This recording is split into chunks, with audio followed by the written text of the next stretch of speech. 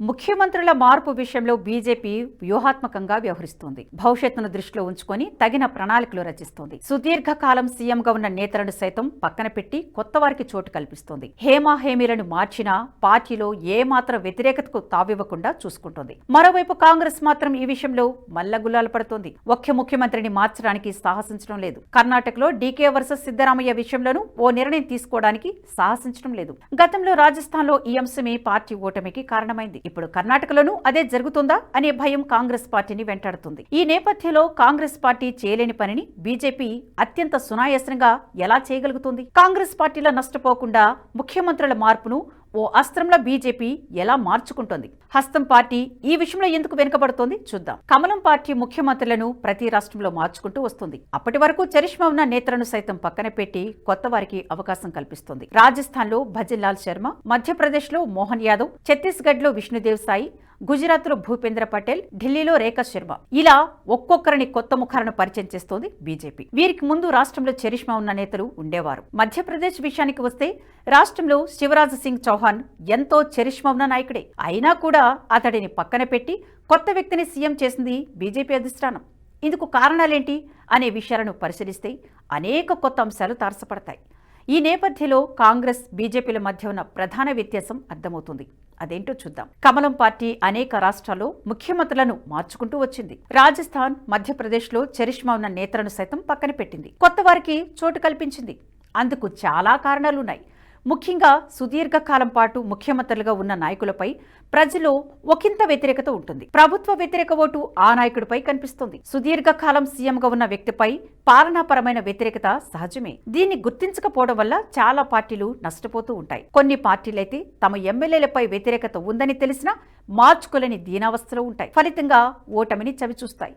ఈ విషయంలో BJP better అని చెప్పుకోవచ్చు. ముఖ్యమంత్రిపై వ్యతిరేకత ఉందని భావిస్తే అతడిని మార్చడానికి ఏమాత్రం వెనుకాడబోదు. మధ్యప్రదేశ్ రాష్ట్రాన్ని ఓసారి గమనిస్తే ఈ విషయం స్పష్టంగా అర్థమవుతుంది. మధ్యప్రదేశ్లో శివరాజ్ సింగ్ 2005లో తొలిసారి ముఖ్యమంత్రి అయ్యారు. అప్పటి నుంచి అప్రతిహతంగా బీజేపీని గెలిపిస్తూ వచ్చారు. వరుసగా 3 సార్లు బీజేపీ అక్కడ విజయం సాధించింది. 2018 వరకు ఆయనే సీఎంగా ఉన్నారు. తమ పాలనలో ఎన్నో పథకాలను ప్రవేశపెట్టడం ద్వారా శివరాజ్ సింగ్ చౌహాన్ ప్రజలకు చేరువయ్యారు. రాష్ట్రంలో ప్రజలు ఆయనను ముద్దుగా మామాజీ అని పిలుచుకుంటారు. ఆయనను ఓడించడం కాంగ్రెస్ కు సైతం చాలా కష్టంగా మారిపోయింది. ప్రభుత్వం పట్ల చాలా సానుకూలత ఉండేది. కానీ ఉన్నపళంగా 2018లో బీజేపీ ఓటమి పాలైంది. కాంగ్రెస్ పార్టీ అధికారాన్ని చేజిక్కించుకుంది.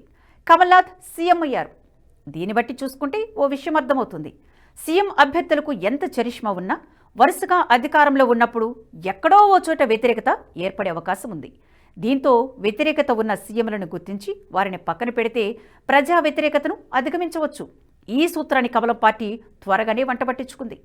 అందుకే అవసరం ఉన్న చోట కొత్త సీఎం అభ్యర్థులను తెరపైకి తీసుకొస్తుంది. ఇక్కడే కాంగ్రెస్ పార్టీ ఫెయిల్ అవుతుందంటున్నారు విశ్లేషకులు. సీఎం అభ్యర్థులను మార్చడం విషయంలో ఆ పార్టీ చాలా వెనుకబాటులో ఉందని తెలుస్తోంది. ప్రస్తుతం కర్ణాటకలో డీకే శివకుమార్ వర్సెస్ సిద్ధరామయ్య మధ్య వివాదం కొనసాగుతుంది. కర్ణాటకలో పార్టీ విజయం సాధించిన తర్వాత 2.5 ఏళ్లు సీఎం అనే ప్రతిపాదనను తీసుకొచ్చింది. కాంగ్రెస్ అధిష్టానం డీకే శివకుమార్ కు ఈ హామీ ఇచ్చింది. మొదటి 2.5 ఏళ్లు సిద్ధరామయ్య అధికారంలో ఉంటారని, ఆ తర్వాత 2.5 ఏళ్ల కాలంలో డీకేకు పగ్గాలు ఇస్తామని చెప్పింది. ఈ విషయంలో పార్టీ అగ్రనేత రాహుల్ గాంధీ హామీ ఇచ్చారనే వార్తలు ఉన్నాయి. రాష్ట్రంలో కాంగ్రెస్ అధికారం చేపట్టి ఇప్పటికీ 2 ఏళ్లు గడిచాయి. ఈ సందర్భంలో డీకే తన ప్రయత్నాలను ఇప్పటికే మొదలుపెట్టారు. ఈ విషయంలో తన అనుయాయులతో ప్రకటనలు ఇప్పిస్తూ వస్తున్నారు. సిద్ధరామయ్యకు సీఎం పదవిపై ఇంకా ఆశలు సన్నగిల్లలేదని తెలుస్తోంది. అందుకే తన అనుచర వర్గంతో డీకేకు వ్యతిరేకంగా ప్రచారం చేస్తున్నారు. ఆయన బీజేపీలో చేరిపోతారని చెప్పిస్తున్నారు. కాంగ్రెస్ పార్టీ 2.5 ఏళ్ల సీఎం హామీతో ఆ పార్టీ తీవ్రంగా నష్టపోయింది. రాజస్థాన్లో గతంలో హస్తం పార్టీ అధికారంలో ఉన్నప్పుడు సచిన్ పైలట్ వర్సెస్ అశోక్ గెహ్లట్ అన్నట్లుగా సాగింది.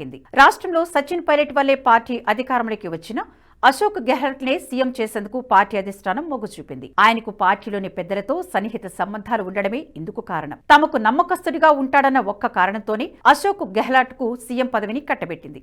దీంతో సచిన్ పైలట్ వర్గం తీవ్ర నిరాశ చెందింది. అధిష్టానం హామీ ఇచ్చినట్లు 2 ఏళ్లు గడిచినా సీఎంను మార్చలేదు.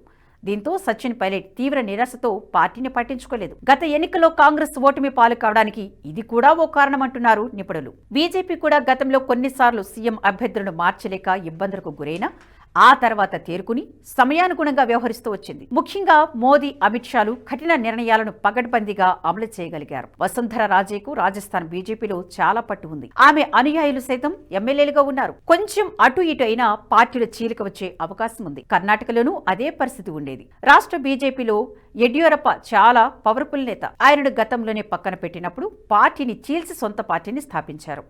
అటువంటి వ్యక్తిని పక్కన పెట్టాలన్నా చాలా కష్టం. ఈ పరిస్థితిని మోదీ, షాలు చాలా పగడ్బందీగా అమలు చేశారు. ఆయా నాయకులపై సావధాన వేద దండోపాయాలను ప్రయోగించగలిగారు. ఇటీవల మణిపూర్లో బీరేన్ సింగ్ చేత రాజీనామా అంశంలోనూ అమిత్ షా చాకచక్యంగా వ్యవహరించినట్లు సమాచారం. రాష్ట్రంలో ఏడాదిన్నరకు పైగా అల్లర్లు జరుగుతున్నాయి. జాతుల మధ్య ఘర్షణతో మణిపూర్ అట్టుడికిపోతుంది. రాజకీయ పరంగానే ఈ సమస్యకు పరిష్కారం తీసుకురావడానికి ప్రయత్నాలు జరిగాయి. కానీ బీరేన్ సింగ్ నాయకత్వంలో అది పరిష్కారం కాలేదు. దీంతో రాష్ట్రపతి పాలన విధించడానికి ప్రయత్నాలు జరిగాయి. అందుకు సీఎం రాజీనామా చేసి ఉండగా తాను అందుకు ససేమిరా ఒప్పుకోనని బీరేన్ సింగ్ అన్నారు. దీంతో అమిత్ షా వ్యూహాత్మకంగా వ్యవహరించినట్లు తెలుస్తోంది. ముందుగా ఆయనను బుజ్జగిచ్చే ప్రయత్నం చేశారు. కానీ అది సాధ్యపడలేదు. దీంతో ఆయన గనుక రాజీనామా చేయకపోతే ఎమ్మెల్యేలే అవిశ్వాస తీర్మానం ప్రవేశపెడతారని హెచ్చరించినట్లు తెలుస్తోంది. అప్పటికే రాష్ట్రంలో పొత్తులో ఉన్న పార్టీలు కేంద్రం బీజేపీపై తమకు నమ్మకం ఉందని, బీరేన్ సింగ్ మాత్రం తమకు నచ్చడం లేదని చెప్పాయి. దీంతో బీరేన్ సింగ్ కూడా దిగిరావాల్సి వచ్చింది.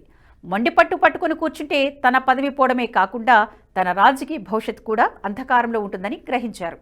దీంతో రాజీనామాకు అంగీకరించారు. ఆయనను ఈ విధంగా ఒప్పించడంలో అమిత్ షా పగడ్బందీగా వ్యవహరించగలిగారని చెప్పవచ్చు. ఈ విధంగా కాంగ్రెస్ పార్టీ వ్యవహరించలేకపోతుంది. పార్టీలో భవిష్యత్తు నాయకులను గుర్తించడంలో విఫలమవుతుంది. ఇలా విఫలమవడం వల్లే గతంలో శరద్ పవార్, మమతా బెనర్జీ వంటి స్టార్ లీడర్లను కాంగ్రెస్ పార్టీ కోల్పోయింది. మధ్యప్రదేశ్లో జ్యోతిరాదిత్య సింధియాకు తగిన గుర్తింపు ఇవ్వకుండా కమల్నాథ్ను సీఎం చేయడంతో ఆయన ఏడాది తిరిగేలోపే పార్టీని చీల్చి బీజేపీలో చేరిపోయారు. దీంతో రాష్ట్రంలో అధికారాన్ని కోల్పోవలసి వచ్చింది. ప్రస్తుతం జ్యోతిరాదిత్య సింధియా కేంద్ర మంత్రిగా వ్యవహరిస్తున్నారు. పార్టీలో కొత్త తరాన్ని ప్రోత్సహించకపోవడానికి ఓ కారణం ఉంది. కాంగ్రెస్ పార్టీలో గాంధీ కుటుంబానిదే ఆధిపత్యం ఉండాలని అగ్రనాయకులు భావిస్తున్నారు. ప్రస్తుతం ఆ పార్టీ అగ్రనేతగా ఉన్న రాహుల్ గాంధీకి ఈ నాయకులు పోటీ వచ్చే అవకాశం ఉంది. సచిన్ పైలట్, డీకే వంటి వారు పార్టీలో ఎంతవరకు లాయలిస్టులుగా ఉంటారన్నది గాంధీ కుటుంబానికి సందేహంగా ఉంది. గతంలో శరద్ పవార్, మమతా బెనర్జీని తొక్కిపెట్టడానికి అదే కారణమంటారు విశ్లేషకులు. అందుకే పార్టీలో యువతరాన్ని కాంగ్రెస్ ప్రోత్సహించదని చెబుతున్నారు. కాంగ్రెస్ పార్టీ ఈ విధంగా మొండిపట్టు పట్టుకొని కూర్చోటం వల్ల అంతిమంగా ఆ పార్టీనే నష్టపోతుంది. ఈ విషయాన్ని గాంధీ కుటుంబం గుర్తిస్తుందో లేదో చూడాలి. మరి సాయి గారు, మీ మీద నమ్మకం ఉంది. మీరేం చేసినా దేశాన్ని మంచి చేస్తారు. మీరు ఓటీటీ ఛానల్ ఓపెన్ చేస్తారు. Give me the honour to become the first subscriber. Thank you sir. NH ప్రైమ్ని సబ్స్క్రైబ్ చేసుకుంటున్నందుకు first thank you very much sir. ఈ వీడియో మీకు నచ్చినట్టయితే లైక్ చేయండి, 10 మందికి షేర్ చేయండి. అలాగే కామెంట్ల రూపంలో మీ అభిప్రాయాలను మాతో పంచుకోండి. Nationalist hub group of channels ను సబ్స్క్రైబ్ చేసుకుని తెలుగునాట జాతీయవాద జర్నలిజాన్ని ప్రోత్సహించండి. ఈ వీడియో కింద ఉన్న బెల్ ఐకాన్ పై క్లిక్ చేయడం మర్చిపోవద్దు.